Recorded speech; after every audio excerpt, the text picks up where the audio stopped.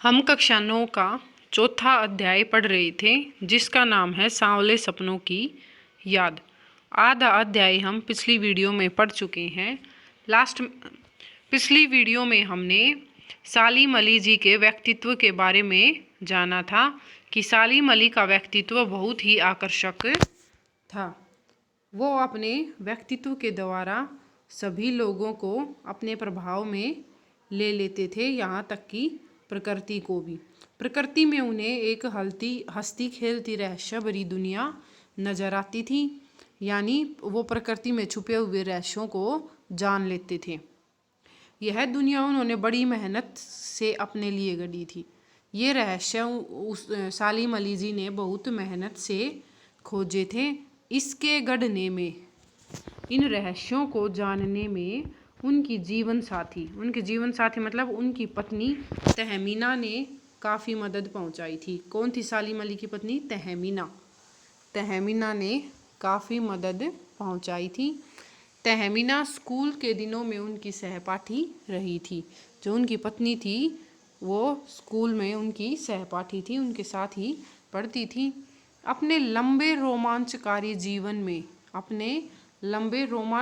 जीवन में ढेर सारे अनुभवों के मालिक सालिम अली एक दिन केरल की साइलेंट वैली को रेगिस्तानी हवा के झोंकों से बचाने का अनुरोध लेकर चौधरी चरण सिंह से मिले थे। वे प्रधानमंत्री थे।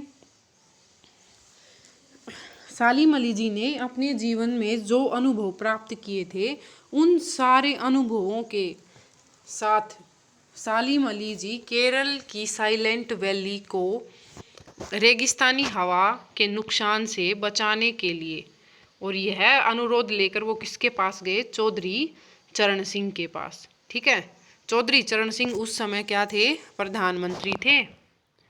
चौधरी साहब गांव की मिट्टी पर पड़ने वाली पानी की पहली बूंद का असर जानने वाले नेता थे।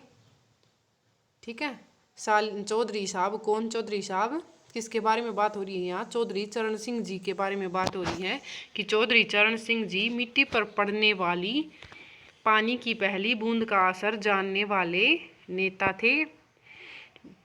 वो भी कृषि से संबंधित थे। कृषि के बारे में उन्हें काफ़ी जानकारी थी। पर्यावरण के संभावित खतरों का जो चित्र, ठीक है, पर्यावरण से साइलेंट वैली को जो नुकसान हो सकते हैं, उन नुकसानों के बारे में सालिम अली ने उनको बताया। उसने उनकी आंखें नम कर दी थी। ठीक है, जो चित्र सालिम अली ने उनके सामने पेश किया पर्यावरण से होने वाले खतरों के बारे में, तो वो सुनकर उनकी आंखें नम हो गई। आज सालिम अली नहीं है, आज सालिम अली जी हमारे बीच नहीं है। चौधरी साहब भी नहीं है, चौधरी चरण सिंह जी भी नहीं है। कौन बचा है जो अब सोंधी मिट्टी पर उगी फसलों के बीच एक नए भारत की नींव रखने का संकल्प लेगा?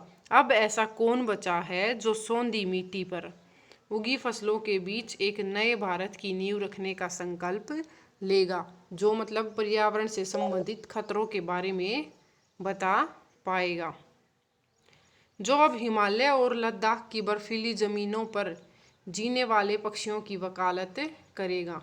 कौन बचा है ऐसा व्यक्ति जो हिमालय और लद्दाख की बर्फ वाली ज़मीनों पर जीने वाले पक्षियों के बारे में जानेगा, उनकी रक्षा करेगा, उनके जीवन के बारे में खोज पाएगा? सालिम अली ने अपनी आत्मकथा का नाम रखा था फॉल ऑफ ए स्पैरो। सालिम अली की आत्मकथा का क्या नाम है? Fall of A sparrow. ठीक है, जिसका हिंदी अनुवाद भी अभी मिलता है। मुझे याद आ गया, D.H. लॉरेंस की मौत के बाद लोगों ने उनकी पत्नी फ्रीडा लॉरेंस से अनुरोध किया कि वह अपने पति के बारे में कुछ लिखें। तो D.H. लॉरेंस ये एक अंग्रेजी नॉवलिस्ट यानी अंग्रेजी उपन्यासकार थे। इन्होंने भी पक्षियों के बारे में नई नई खोजें की तथा नई नई कहानियाँ, कविताएं पक्षियों के बारे में लिखी हैं।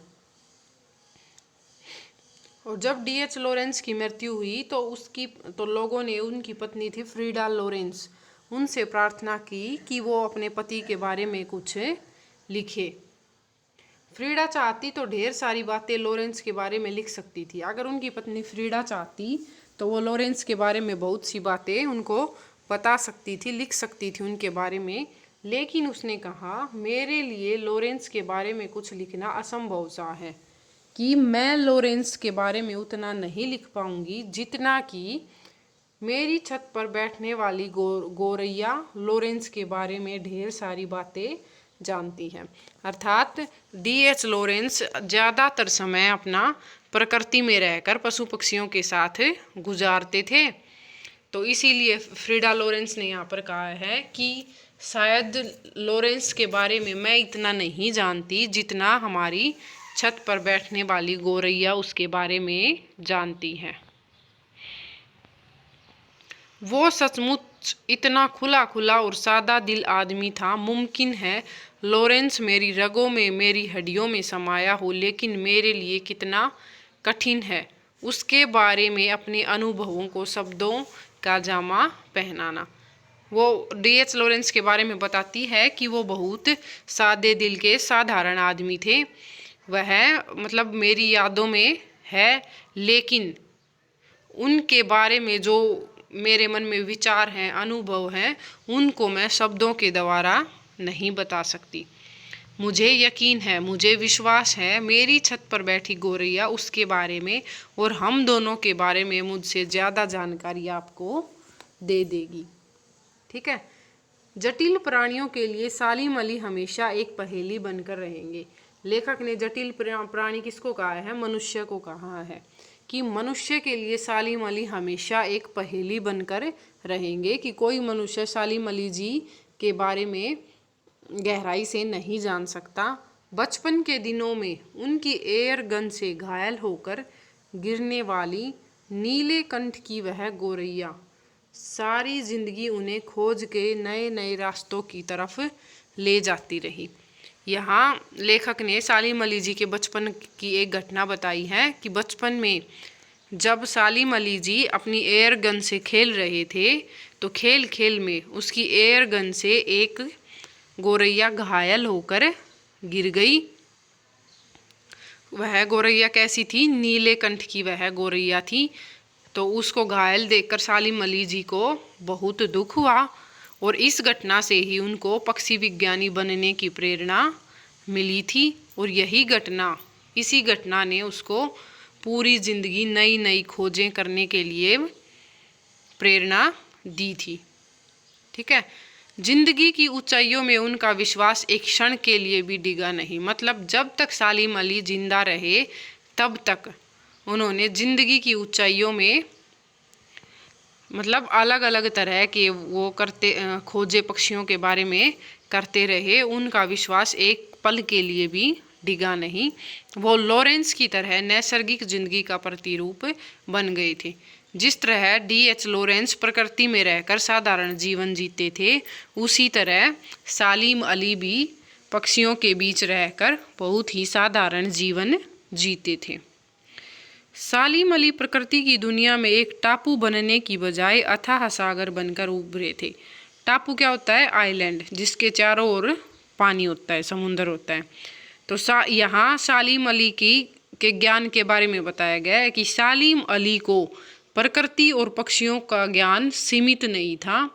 उनका ज्ञान इतना था जिसको हम नाप नहीं सकते। अथाह क्या होता है? जिसको मापा न जा सके। अर्थात उस सालिम अली जी के ज्ञान की गहराई अथाह थी, उसको मापा नहीं जा सकता। और वो लोगों के बीच एक अथाह सागर के रूप में बनकर उभरे थे। जो लोग उनके भ्रमणशील स्वभाव और उनकी यायावरी से परिचित हैं, उन्हें महसूस होता है कि वो आज भी पक्षियों के सुराग में ही निकले हैं। मतलब जितने लोग सालिम अली को और उसके व्यवहार को और उसके ज्ञान को जानते हैं, पहचानते हैं, उसके भ्रमणशील स्वभाव को, मतलब सालिम अली को जहाँ भी जो खोज करनी होती थी वो वहाँ पहुँच जाते थे। जहाँ से भी जो जानकारी प्राप्त करनी होती वहीं पहुँच जाते। यायावरी होता है घुमक्कड़पन स्वभाव, घूमने वाला, जगह जगह घूमकर खोजे करने वाला। तो उन सभी लोगों को यह महसूस होता है कि आज भी वो पक्षियों की सुराग या पक्षियों की खोज में ही निकले हैं।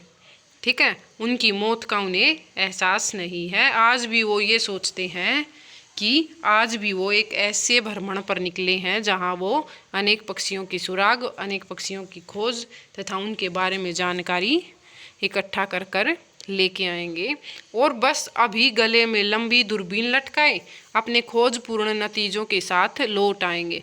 उनको लग रहा है कि अभी अभी सालिम अली जी अपने गले में लंबी दूरबीन लटका कर आएंगे और अपने खोजपूर्ण नतीजों को हमें बताएंगे। अब जब तक वो नहीं लौटते क्या उन्हें गया हुआ मान लिया जाए? लेखक पूछता है कि जब तक वो वापस नहीं आते तब तक क्या उनको गया हुआ मान लिया जाए? मेरी आंखें नम हैं सालिम अली, तुम लौटोगे न। यह कहकर लेखक की आंखें नम हो जाती हैं और उसको लेखक को अभी भी विश्वास है कि सालिम अली ज़रूर लौटेंगे। वीडियो को लाइक और शेयर करें, चैनल को सब्सक्राइब करें।